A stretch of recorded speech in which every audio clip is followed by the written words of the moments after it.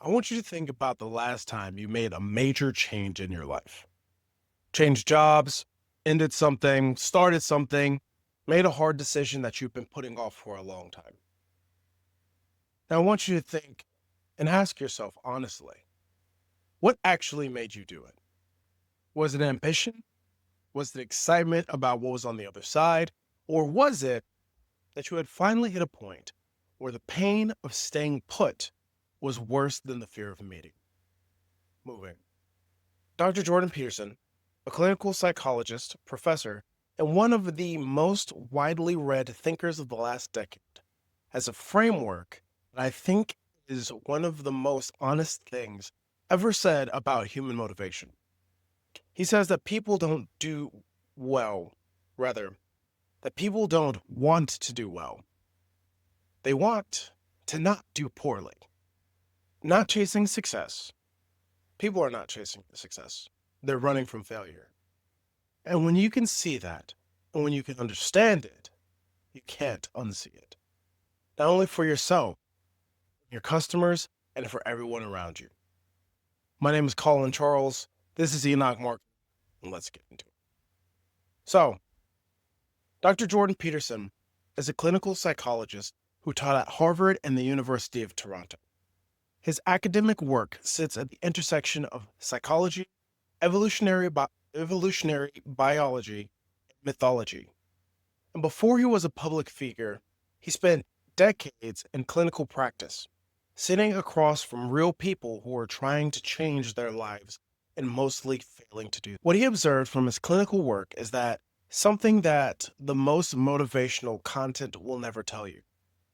That people do not come to therapy because they want to become great. They come because something has become unbearable. The motivation is not the vision of what could be. The motivation is the pain of what is.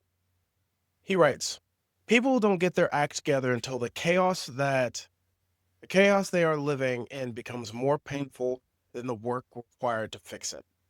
That was from Maps of Meaning lecture series. That is the threshold.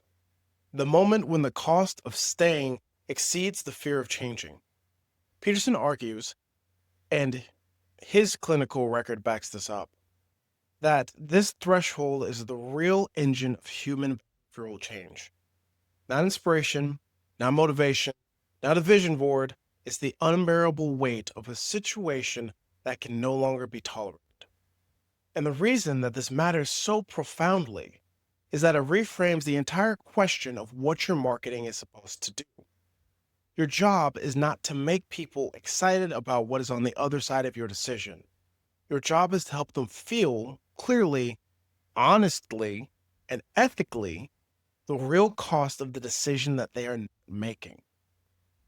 We're going to continue by adding in a couple other scientists and clinicians.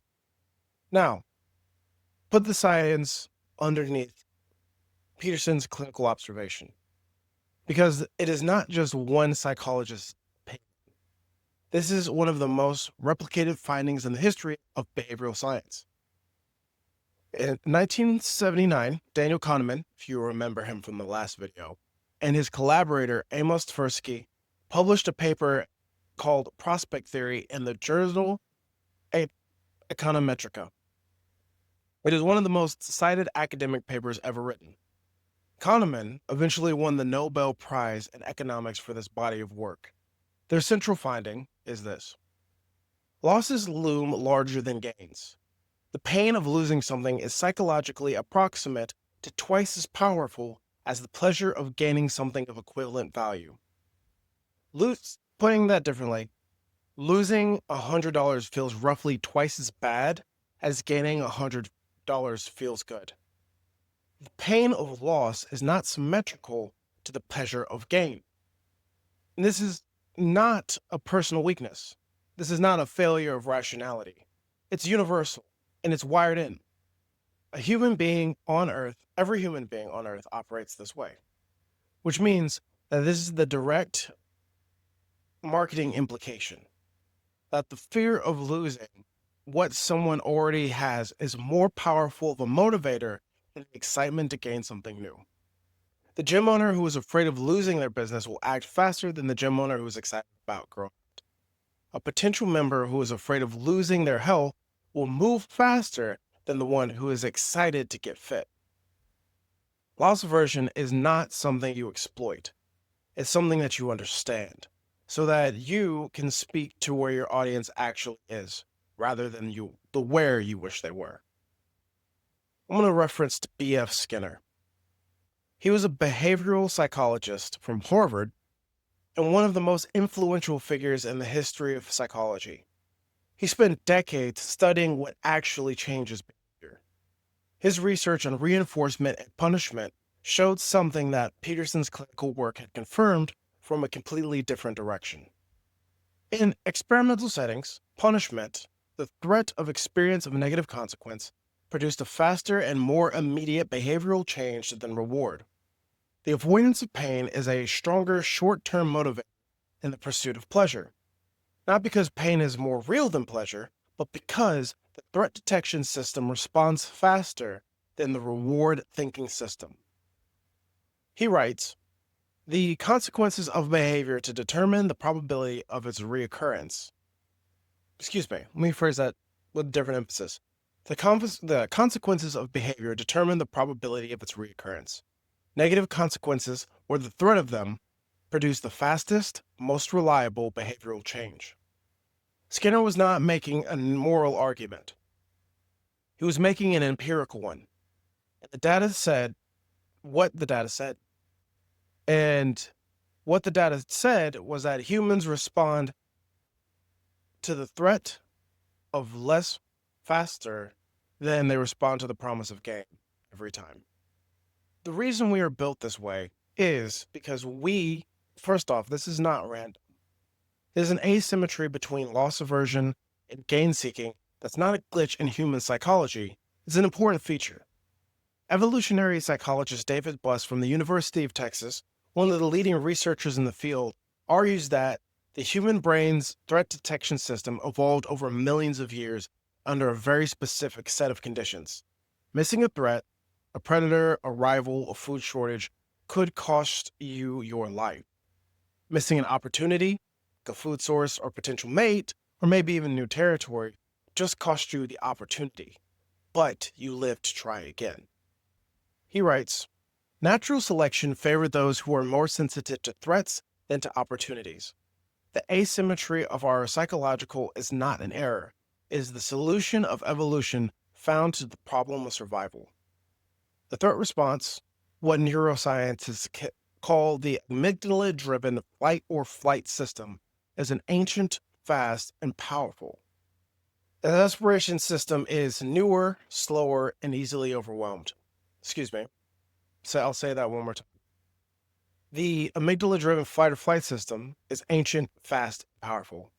The aspiration system, which is the reward system, is newer, slower, and more easily overwhelmed. When they compete, threat wins.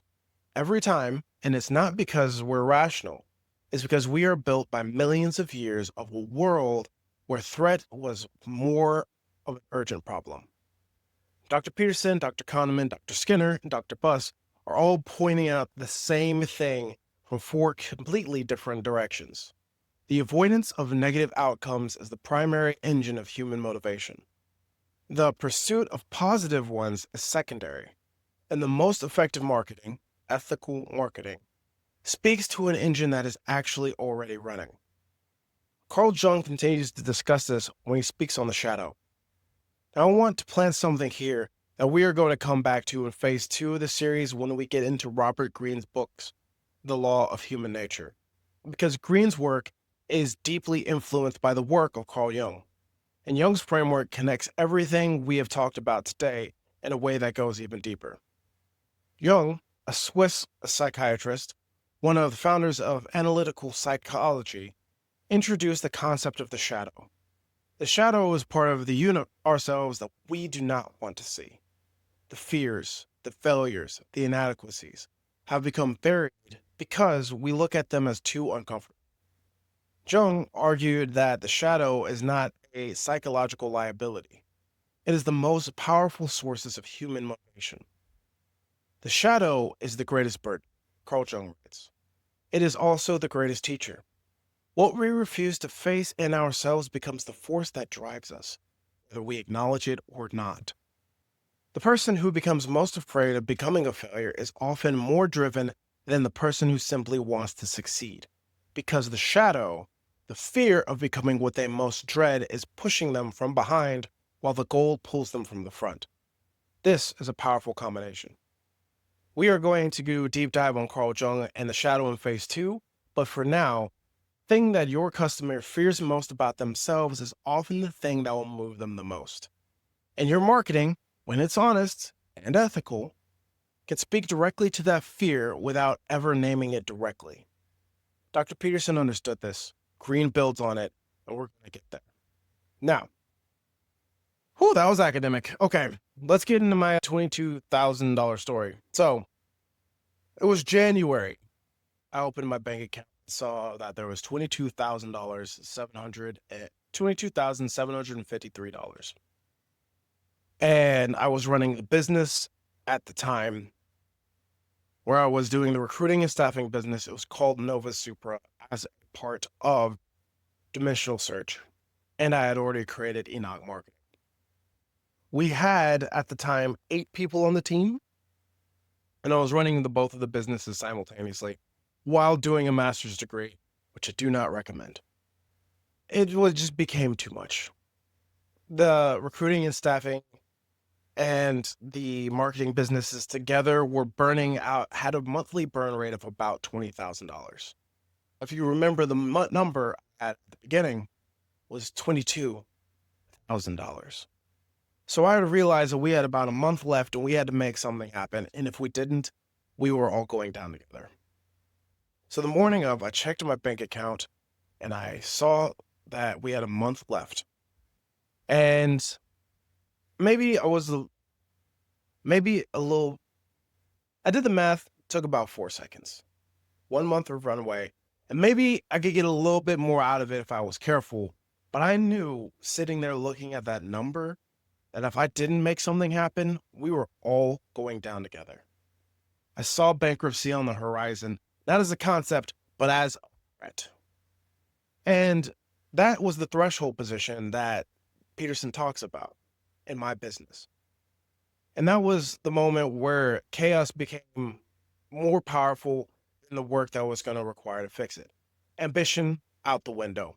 I didn't really care about the future. At that point, I was concerned about the survival of the business. This was pure, undiluted fear and what was coming out of it if I didn't act. So I made a decision. I cut more people than I wanted to. I cut the overhead. I cut the recruiting business completely. And honestly, that was probably one of the hardest things I've ever had to do. And I regret doing it because I know that these their livelihood was depending on me, and it was a lack of care on my part that got us there. I also lost $250,000. I'll never forget those people that I left behind. And I hate that I had to lay them off, and I don't want you to be there. I don't want you to be there in a position where you are the gym owner or the coach or anyone else who is at a position where you have to make a move or everything goes down. That's not. Sometimes it's the pain that's threatening you that'll get you to move. Sometimes it's the pain that you already felt. And that's what moved me specifically to going into CrossFit gyms. That's what's moved me in doing all of these things. That's what's moved me so much in training these people to make sure that we have what we need so that you have the business that you can continue. Because if you're a gym owner and the stuff doesn't work out and you got to shut your doors, it's bigger than just laying off a couple coaches. There's a lot of people who come to your gym because they need to get fit, because they need community, because they're pushing themselves to be something better than they wanted to be. You got a lot riding. And I'm here to make sure that doesn't.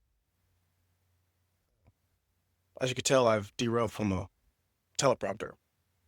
Now, I need to address something directly, because everything I just said, and this is true, is about loss aversion. It's about the power of fear. It's about the surfacing cost of inaction and what could be the wrong way. I want to be very clear about where all of these lines come together. Motivation surfaces real consequences audience is already experiencing, but is not yet consciously acknowledging. That's a very verbose way of saying they have a problem and you have a solution, and they may not even know what their problem or their solution is, and you do. Manipulation manufactures consequences that do not exist and exaggerates them beyond what is true. What you're doing is talking to a true need. It's very different. Peterson draws this line explicitly. The goal of ethical persuasion is not to create fear. It's to help someone see clearly what is already happening. It is to slow the erosion, to quiet the cost, and to avoid the thing they've been looking away from, so that they can make an informed decision about whether or not they want to face the hard thing and the costs that are associated with the hard thing. That is the ethical use of it is coercion. It's the ethical use of coercion from the Rice framework that we covered in the last episode. You're not inviting a threat. You are holding up a mirror, and the person that is in that mirror decides what to do next. Your market is not responsible for manufacturing. That is, the pain is already there.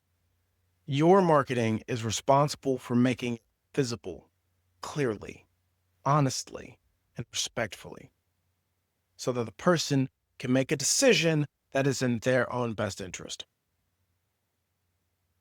All right. Why do you care? We're bringing this to your gym. You know how these videos are set up. We got to bring it home. How do we bring this to your gym? And when to get into that, I'm going to start with a question. What is the cost of not doing this? We're going to take this from the Enoch marketing side, where you're talking marketing, and we're going to take it from your customer side.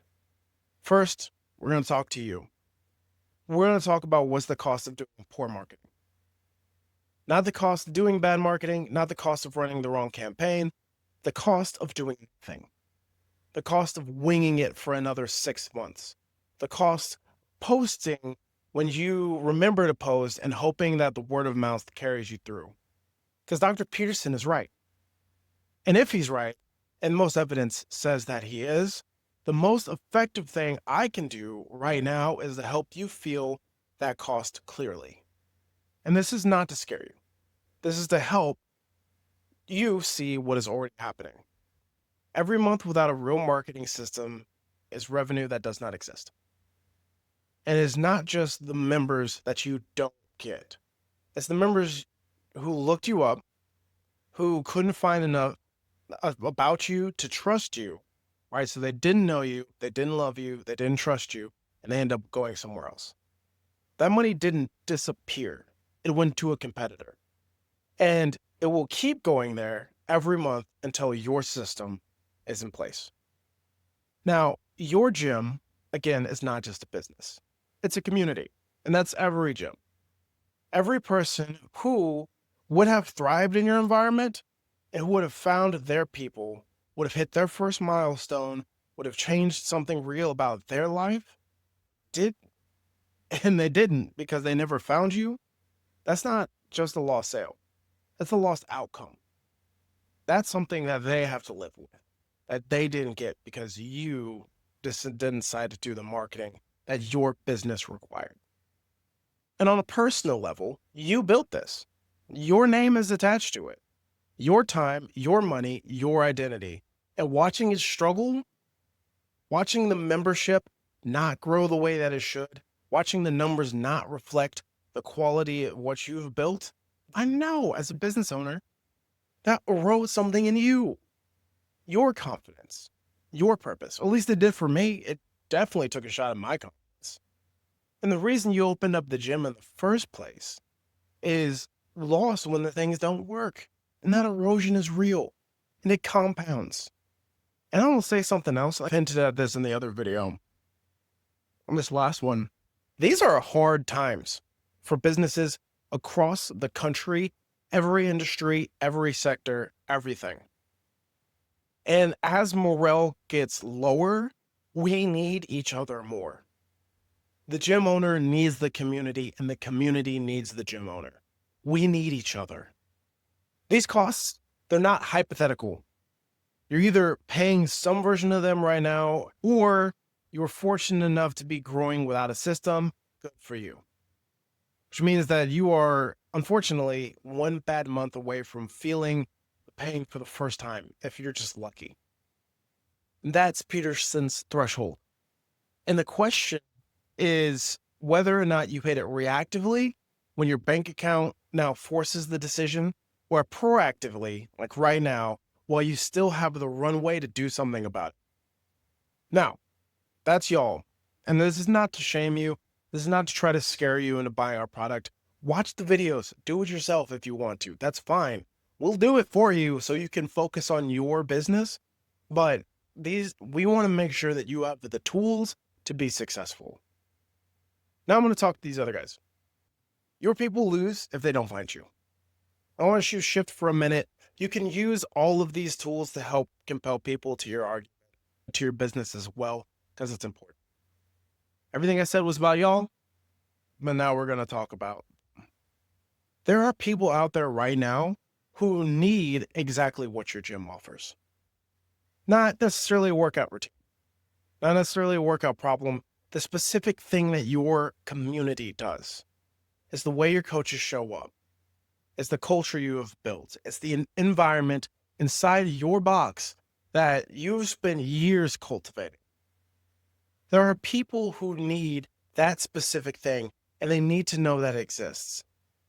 And if your marketing is not working, if you are invisible in the places where people look, they won't find you. If you're invisible where people look, they won't find you. They will find someone else, or they'll find nothing. That's it.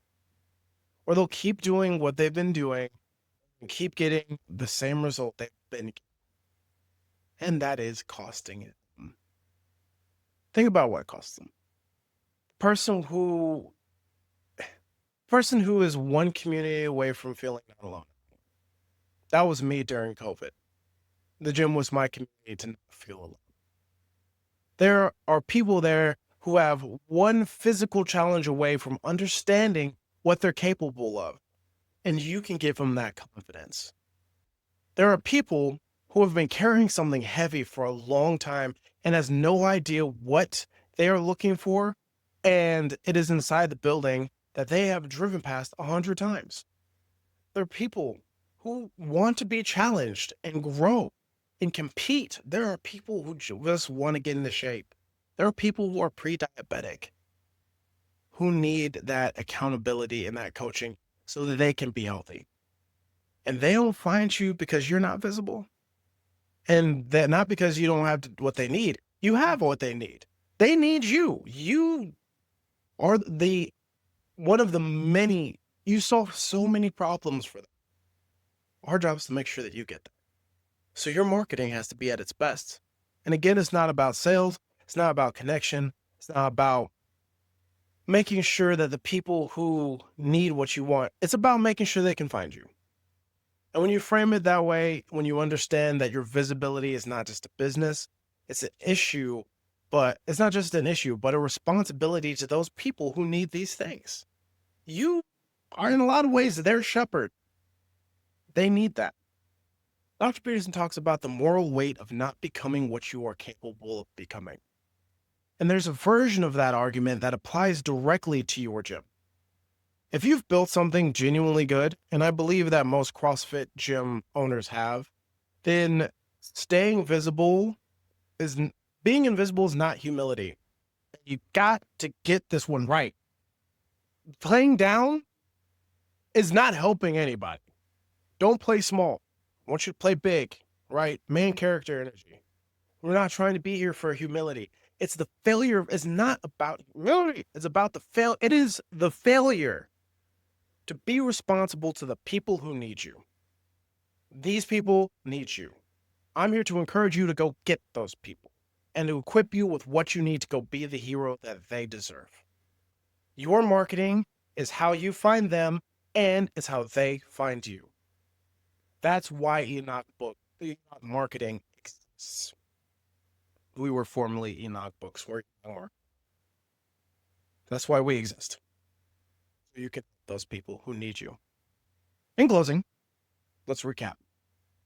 Peterson's clinical observation. People don't want to do well, they don't want to do bad. It's not cynicism, it's honesty about what actually moves human beings. Kahneman and Tversky have proved it empirically that losing a loss hurts twice as much as a gain feels good. Skinner showed it behaviorally, saying that the avoidance is the stronger lever. Buss explained it evolutionarily, that we're built by a world that is missing, where missing a threat is fatal. And Jung showed us that even the things we refuse to face in ourselves become the forces that drive us. The marketing implication is not to manufacture fear. All of the marketing media is not to engineer fear. It is to help your audience see clearly what they are already hurting and what they're already paying for in their businesses and in their lives. This is not acting. Hold up the mirror and let them decide what they see in it. In the next episode, we're going to be understanding your audience, specifically how to build an idea customer profile so precise that your marketing stops talking to everyone and starts talking to the exact person who needs what you have. Subscribe if this is adding value. Subscribe. Share with someone who's building something real. A lot of these concepts they exceed just CrossFit. They're just marketing in general. So share the videos. Drop your questions in the comments. We do read those. Visit us at enochmarketing.com. Follow us on Instagram. And if you're ready to stop paying for the cost of invisibility, if you're ready for your people to stop paying the cost of your invisibility, book a call. Let's get a talk. My name is Colin Charles. This is Enoch Marketing. We will talk soon.